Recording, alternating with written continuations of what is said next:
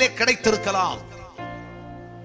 பாவி பாவி பாவி பாவி பாவி பாவி அப்படின்னு 10 வசனம் கூட நம்ம கையில கெட்டா எழுதி வச்சுக்கலாம்.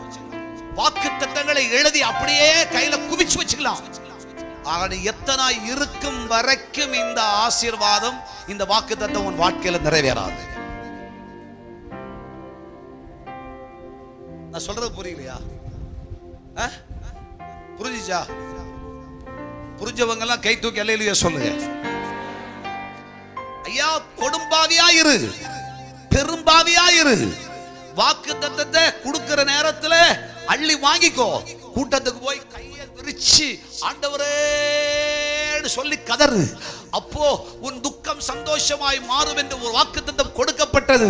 கிடைச்சதெல்லாம் சந்தோஷம். ஆனா நீ எத்தனை இருக்கும் வரைக்கும் அது நிறைவேறாது. இது எப்ப தெரியுமா நிறைவேறும்?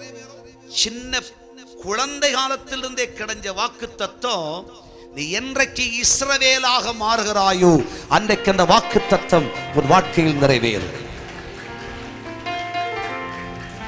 அர்த்தம் என்ன? உலகம், பாவம், சாபம், அநியாயம், அக்கிரமம் வேண்டாது. ஐயா, அப்படிலாம் இல்ல. நான் ஆண்டவரோட எவ்வளவு இயேசுனா எனக்கு உயிர். அதுக்கு ஐயா பைபிளா ஐயோ கட்டி பிடிச்சு வச்சுப்பேன். அதுக்கு my dear brother and sister, no use at all.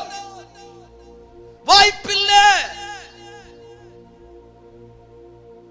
you want to say எத்தனை இருக்கிறத விட்டுட்டு இஸ்ரவேலா மாறு.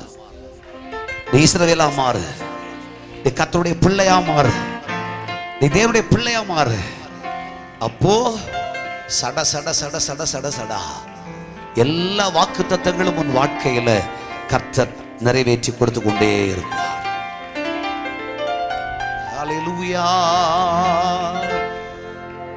தேவனுடைய பிள்ளையே, உன் இருதயத்துல ஒரு நாளும் வாக்குத்தத்தங்களை சந்தேகப்படாம விசுவாசி.